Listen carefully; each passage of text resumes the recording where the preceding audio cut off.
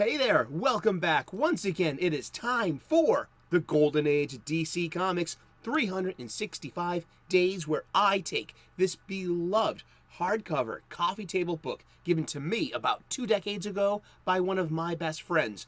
This has been surfing my coffee table ever since. It has been a constant source of comic book shop style conversations, and I intend to recreate those here today with you right now. How's it going? This is a 2004 Abrams publication, written and curated by Les Daniels, Chip Kidd, and Geoff Spear.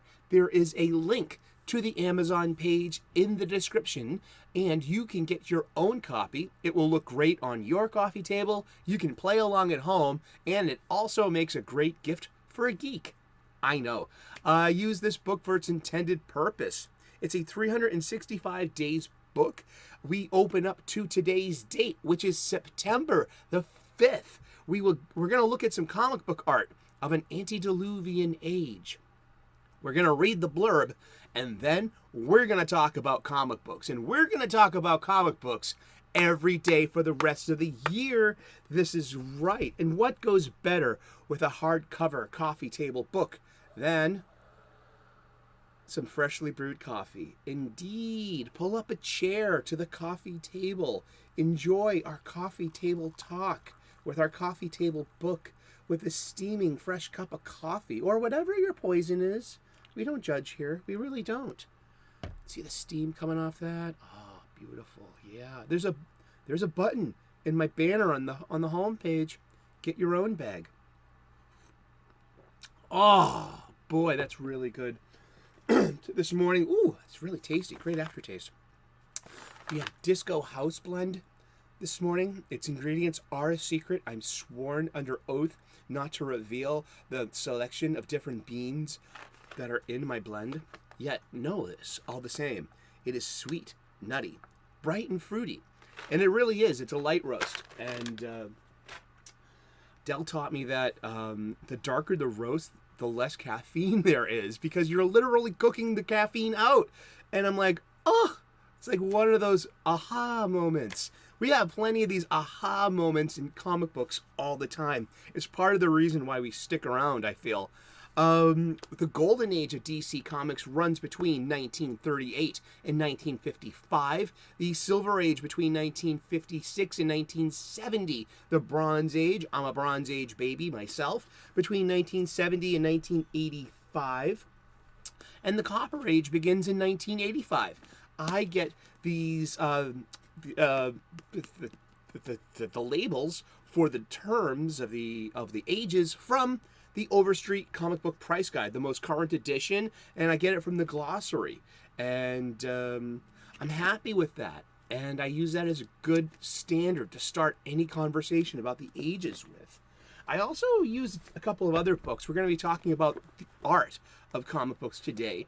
There's Understanding Comics by Scott McCloud. I've begun another reread of this. I've had this for about 2 decades. Same best friend gave me this book too, and it's invaluable. Also, I picked this up. I had this when I was a kid. It's less than $20, and it goes a long way. It's very charming, and it shows you the basics of art and what we'll be talking about later today, specifically perspective. We have perspectives and something else called Vanishing Point. And it's about horizons, the horizon lines, and where the horizon lines meet, the furthest it gets down the road, the furthest away from you, the viewer. That's chapter 3 in how to draw comics the Marvel way. So let's get to it. Let's crack this book open. And I hope you're feeling well and doing great. And I hope you're clobbering your problems and not being clobbered by them. Over and out, right? Okay.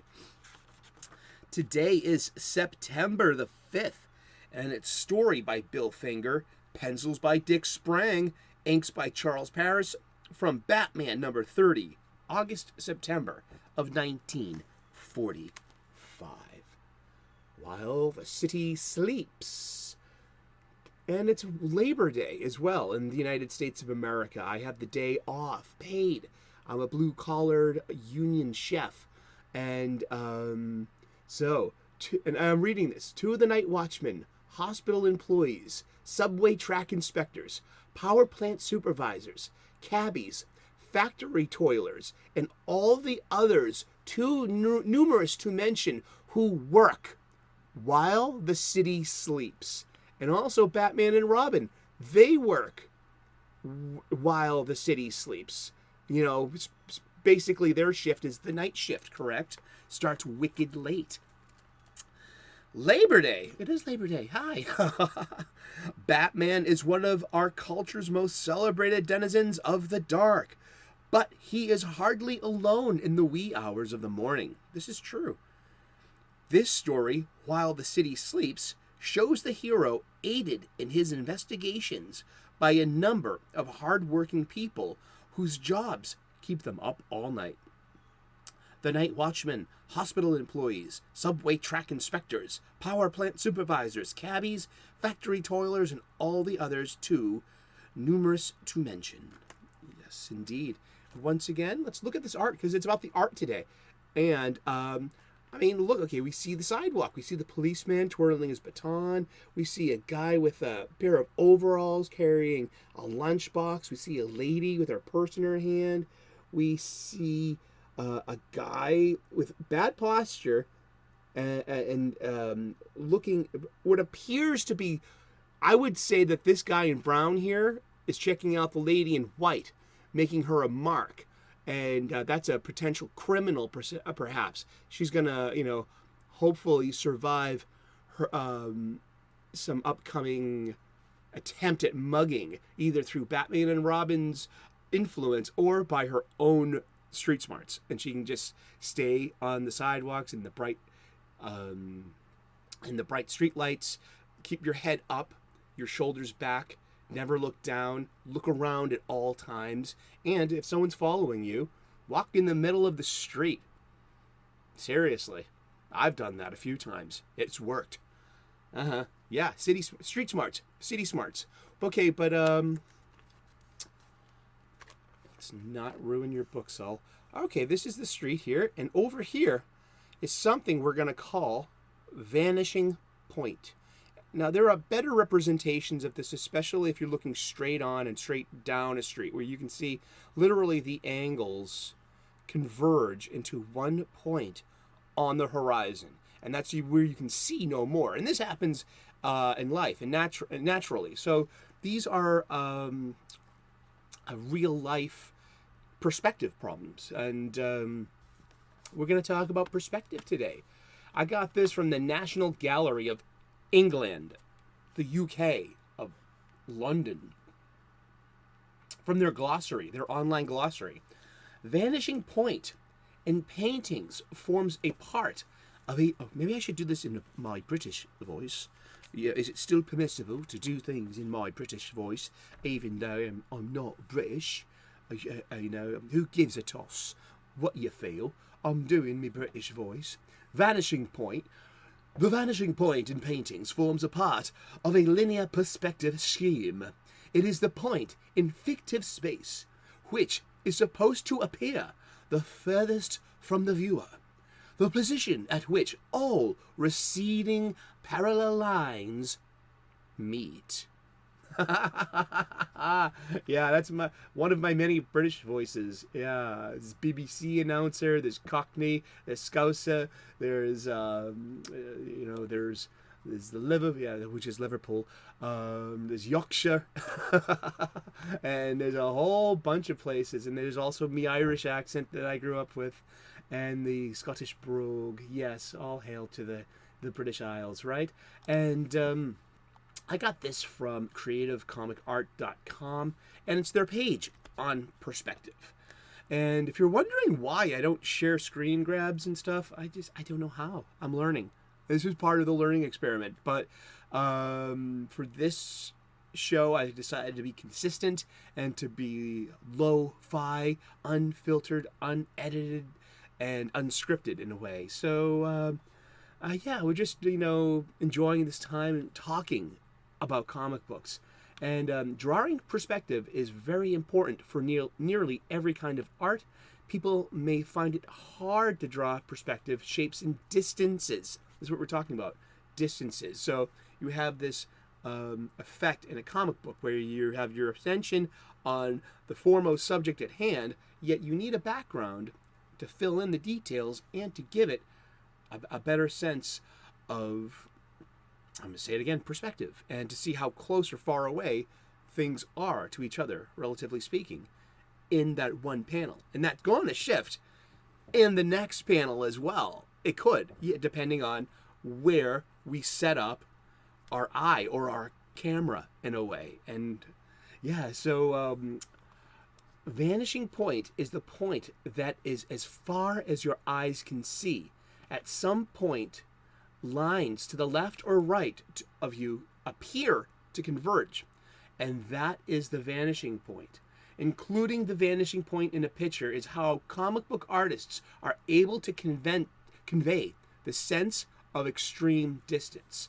The vanishing point is simply when the objects to the left and the right of the viewer blend together into one single point, and it is very important when drawing perspective, use the converging point that represents the distance in the picture as the starting point for the lines that run to the left and right to provide the perspective. So when you have the blank page, you pick a spot on that page, and from there your lines will diverge.